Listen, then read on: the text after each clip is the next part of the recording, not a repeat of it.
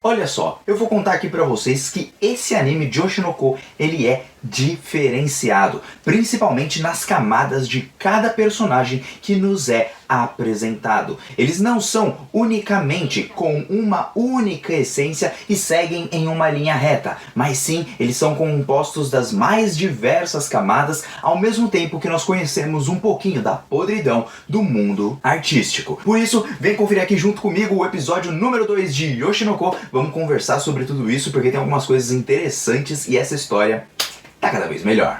E aí galera do canal do Banjo, como vocês estão? Espero que todos estejam muito bem. E hoje para mais um episódio aí de Oshinoko pra vocês. Eu gostei bastante do segundo, assim como o primeiro episódio. E embora tenha sido um episódio mais tranquilo e mais calmo, ele carrega em suas entrelinhas todas as particularidades do mundo artístico, a podridão que a gente normalmente não vê, e até mesmo trabalha muito bem os seus personagens principais. E aqui eu vou contar tudo pra vocês, beleza? Por isso sempre fique no vídeo até o final. Muito obrigado a todo mundo que está deixando aquele famoso like, ó, pim, pim, pim, pim, likezão aí da massa. Muito obrigado para todo mundo que está se inscrevendo, compartilhando e comentando. E vamos lá, gente, para esse episódio, porque eu gostaria de falar sobre o Aqua e sobre também a Ruby, e vocês vão perceber como o Aqua é um personagem interessantíssimo, assim como a própria Ruby. E bom, começando o nosso episódio, a Ruby, ela está sempre tentando ser uma idol, só que ela já foi negada diversas vezes quando ela chega ali para as fases finais. E é então que um grupo muito famoso está recrutando um membro novo para fazer parte do grupo. E isso acontece bastante no mundo das idols. É só a gente ver, por exemplo, o grupo Little Glee Monster, que é um grupo que eu acompanho bastante. Algumas meninas saíram e eles recrutaram através de vários ensaios, várias entrevistas, várias participações, votações, até chegarem na nova composição desse grupo. Então a mesma coisa acontece aqui em Oshinoko. E tudo é bem explicado nos seus mínimos detalhes. E aí ela tem a fase de entrevista, ela tem a fase de se apresentar, ela tem a fase de fazer tal coisa e tal coisa e tal coisa. E a Ruby, ela tá bem animada porque ela quer se tornar uma idol, assim como a sua própria mãe. Mas não é só pelo desejo de se parecer com Ai Hoshino. Olha só a camada dessa personagem da Ruby. Ela quer se tornar uma idol porque quando ela estava doente, ela não conseguia fazer nada. E ela se lembra de tudo aquilo, e isso ela traz para sua vida de agora, tentando ter motivação para se tornar uma idol. É muito mais do que se inspirar em uma pessoa e sim querer fazer algo diferente que ela era impossibilitada de fazer em seu passado. E isso nos conecta cada vez mais para próximo dessa personagem. Imagina, por exemplo, você na sua vida passada, você era um cara que era doente e tudo, não conseguia passear nos lugares e tudo mais. E aí na sua próxima vida você acaba conseguindo fazer isso e tem noção de o que aconteceu na vida passada. Simplesmente você abrange os seus leques de possibilidades e você quer experimentar as coisas que antes eram impossíveis para você. Isso que me fez gostar mais da Ruby, porque embora não seja uma personagem tão complexa até esse momento quanto o Aqua, que é mais bem trabalhado, por ser o protagonista mais chave de Oshinoko, a gente percebe que a motivação dela vem até da sua vida passada e nos envolve através da empatia de perceber que antes ela não podia fazer uma coisa e agora ela pode. Por isso que ela vai tentando ser idol de todas as maneiras possíveis. Quem ficou ali como mãe realmente foi a Miyako, que era a esposa do Ichigo. O Ichigo simplesmente vazou, ele praticamente sumiu ali, acho que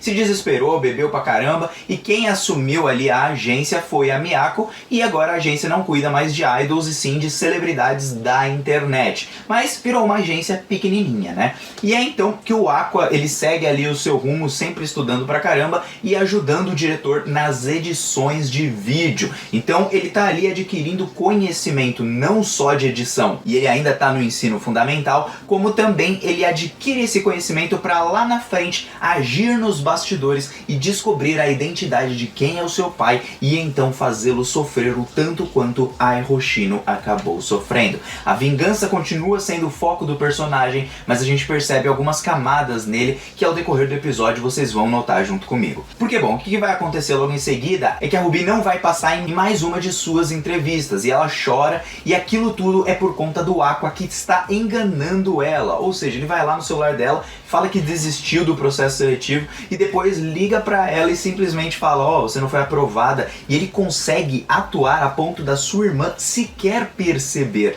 Ou seja, ele é muito bom em atuação, na sua linguagem e até mesmo na modificação e emulação da sua voz, provavelmente falando, visto que o diretor disse pra ele que ele interpretava muito bem. E aí dá um ranço um pouquinho do Aqua nesse momento, mas o Aqua ele não quer que a sua irmã sofra a mesma coisa que a Hiroshino sofreu, principalmente pelo cuidado que ele adquiriu com ela. E embora a gente possa imaginar, poxa, ele tá fazendo o que é certo, até porque ele sabe como o mundo das artes é sujo pra caramba, sempre tem um favoritismo de um lado, sempre tem pessoas falando mal uma da outra, esse tipo de coisa, porque foi isso que foi nos apresentado nesse episódio, visto que é um mundo só de aparências. Não é à toa que quando a gente tem um filme, o ator ele interpreta um personagem totalmente diferente do que ele é na vida real. A mentira já começa no próprio filme e é levada diretamente para os bastidores e para a vida real dessas pessoas que vivem ali. Graças a isso, o Aqua tenta impedir a sua irmã, acaba fazendo várias e várias vezes a mesma coisa, sempre atrapalhando para que ela não se torne uma idol. Só que aí tem um ponto: a sua motivação e o seu desejo, não só do Aqua quanto da Ruby, o farão mudar de ideia ao longo do caminho. Porque é então que a Ruby acaba ficando desanimada, mas ela continua sempre tentando, até porque quando ela era mais doentinha ali na vida como Sarina-chan, o que acontecia? Ela não conseguia fazer nada. Ao menos agora ela consegue tentar. Então o seu leque se abre para que os sonhos sejam alcançados, porque sonhar não custa nada, e a gente muitas vezes precisa pensar dessa forma. Eu gostei que o episódio ele trabalha ao mesmo tempo motivação, ao mesmo tempo superação, ao mesmo tempo mudança de mentalidade e também a personalidade de cada um dos personagens, porque logo a seguir ela vai acabar encontrando um cara que vai entregar um cartãozinho pra ela, vai dizer que ia fazer dela uma idol do mundo underground, e a partir dali talvez ela seja descoberta, assim como a Ai Hoshino. Ela fica super animada, mas o Aqua já começa a ver algumas dificuldades ali pra ficar impedindo toda hora dela se tornar uma idol, e ainda mais conversando com a sua mãe, que aliás cuidou muito bem da Ruby esse tempo todo como mãe de verdade. Isso eu achei tipo maravilhoso, uma mudança tremenda da personagem dos primeiros episódios até agora, que me faz gostar bastante dela. Ela ajuda conversando com o Aqua dizendo: poxa, ela quer se tornar uma idol, deixa ela tentar o sonho dela, ela tá querendo de verdade, ela tá querendo muito, ela tá se dedicando. E embora ela não saiba que o Aqua atrapalha, pelo menos eu acho que ela não sabe, acontece que o Aqua continua fazendo, mas dessa vez ele começa a mudar ali um pouquinho de ideia, vendo a motivação da sua irmã, o quanto que ela quer tentar, mesmo vendo que aquele mundo é cruel e esse tipo de coisa, porque é o desejo dela. Os sonhos das pessoas não podem ser impedidos. E eu concordo muito com essa visão que vem lá de One Piece também, que os sonhos dos homens não têm fim, né, que é uma fala do Barba Negra. E é então que ela fala que vai tentar, só que aí o Aqua descobre que a administração daquele grupo lá de idol underground que ela poderia entrar é simplesmente uma furada. Uma recebe favoritismo de um lado e de outro, esse tipo de coisa. Ele descobre com a sua mente muito inteligente, ele acaba se disfarçando ali como se fosse um olheiro, conversa com uma menina que saiu daquele local, tira todas as informações dela e até mesmo descobre um pouquinho sobre a sua personalidade. Ela começa a falar das amigas, né? Porque ali no caso não tem amigas e tal, e aí ele percebe que a administração do lugar é uma merda e fala assim: não, a minha irmã não vai entrar nessa bodega, ela não vai se tornar idol nesse caso. Só que aí a Miyako tem uma grande de uma ideia, que é voltar a promover idols, né, com a sua agência, e nisso eles contratam a Ruby, e eu gostei bastante porque, poxa gente, a família ali, ela precisa se unir pra isso, e o Aqua precisa entender que a sua irmã também tem um sonho assim como ele, porque logo adiante a gente vai ter a parte mais impactante do episódio pra mim, que mostra todas as camadas do personagem, como ele não segue uma linha reta de uma essência tipo como a gente vê no padrão shonen, vamos dizer assim. Ou seja, aquele personagem ele é não só bonzinho, mas ele segue aquela linha de eu nunca vou querer me vingar de ninguém, o meu objetivo é apenas esse, pronto, acabou, e esse tipo de coisa. Algumas coisas mudam no mesmo caminho, mas ele não tem várias camadas camadas embutidas. Já o Aqua, ele tem ali a sua vingança, o seu desejo, a sua vontade de proteger a sua irmã, as suas relações e os seus próprios sonhos, o que traz várias camadas para um personagem, deixando ele cada vez mais humano, porque ele vai conversar ali com o diretor, e aí ele conversando com o diretor, esse tipo de coisa, e o diretor, mesmo aos seus 40 anos mais ou menos, diz pra ele que, mano, não adianta você ficar negando que você quer ser um ator, você pode sonhar. Só que o Aqua se acha sem talento, ele viu outras pessoas que se esforçavam pra caramba, tem toda aquela corrupção no meio artístico, mas se você quer algo de verdade, assim como a Ruby, que é um ponto interessante dela, de ter esse desejo ardente e verdadeiro a ponto de arriscar tudo, motiva um pouquinho para que o Aqua mude a sua visão, porque ele também quer ser um ator, e ali tem a ligação com uma última frase da Ai Hoshino para ele dizendo: olha, Aqua, você vai ser ator, né, ali em seu leito de morte. Então não tem só aquele envolvimento, mas talvez a vontade dele de atuar, ele se sentiu bem fazendo aquilo.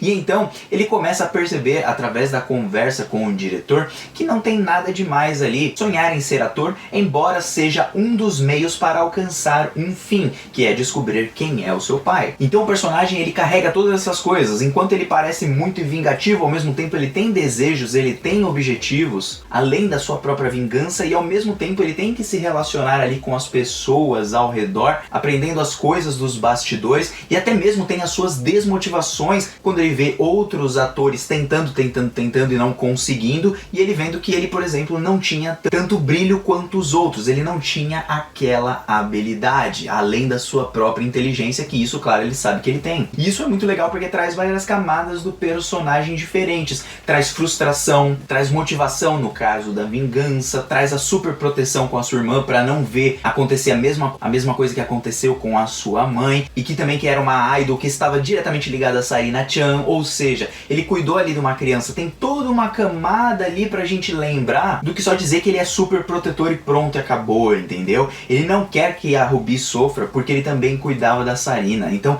isso que é muito interessante. E graças a isso a gente percebe o desejo dele de ser ator e uma mensagem legal do diretor, porque ele tá há 20 anos tentando sempre ser um grande diretor e talvez nunca tenha conseguido um grande sucesso, ou tenha conseguido apenas alguns, mora ainda na casa da mãe, mas continua tentando, porque não importa em que situação você esteja e na idade em que você esteja, os sonhos, eles são eternos e você deve persegui-los até o final. E essa foi a mensagem que teve ali nessa parte do episódio que eu achei genial e também muito engraçado, né, com a mãe do diretor entrando no quarto bem nos momentos chaves, porque isso me lembrou muito aqui em casa, gente. Às vezes eu tô gravando aqui vídeo, velho, aí minha mãe começa a berrar, aí meu pai berra, aí liga a TV no alto, aí meus tios vêm aqui em casa, vira uma baderna aqui, eu não consigo gravar, aí eu fico bravo, aí eu fico gritando. Então eu achei essa parte muito engraçada, me lembrou a mim. E eu tenho 32 anos, então tipo, tecnicamente já era pra ter saído de casa, mas a vida nem sempre é como a gente quer, né? Falta money. E bom, de toda forma, terminando essa parte, eles vão ali pra uma escola onde tem artes cênicas e também tem outras coisas e tal. O Aqua, ele se dedica ali não para as artes cênicas, mas sim pro estudo geral, né, pelo que eu vi.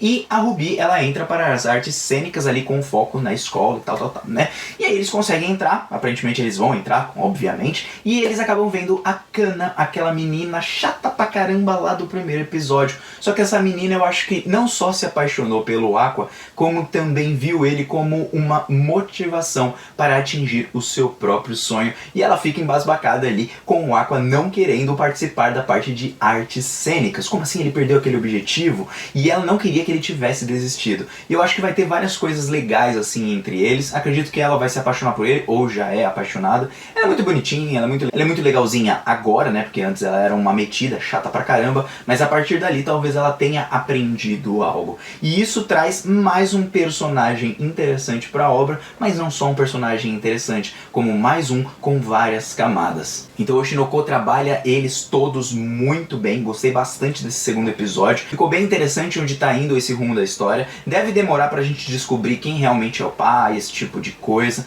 mas eu acho que a parte mais legal de tudo é como um personagem ele consegue carregar ao mesmo tempo o sonho, frustrações, as coisas que aconteceram com ele, e ao mesmo tempo também a sua vingança para tentar chegar naquele objetivo. E conforme ele vai tentando chegar naquele objetivo, provavelmente ele não vai querer fazer nada de de tão grande na sua vingança. E o que eu quero dizer é, ele vai ter a sua vingança, mas ele não vai fazer algo grande, ele não vai trazer uma dor, por exemplo, como a morte para aquela pessoa, porque aí ele vai perceber o que a sua mãe havia lhe ensinado no final das contas. Pelo menos essa é a minha percepção. E através de tudo isso a gente vai ter, claro, vários momentos muito legais e conhecer um pouquinho desse mundo que é um tanto quanto desconhecido pra gente, mas é pura verdade, gente. Ali existem muitos vaidosos, muita podridão, muito favoritismo, mas isso não serve só pro mundo artístico, tá bom, gente?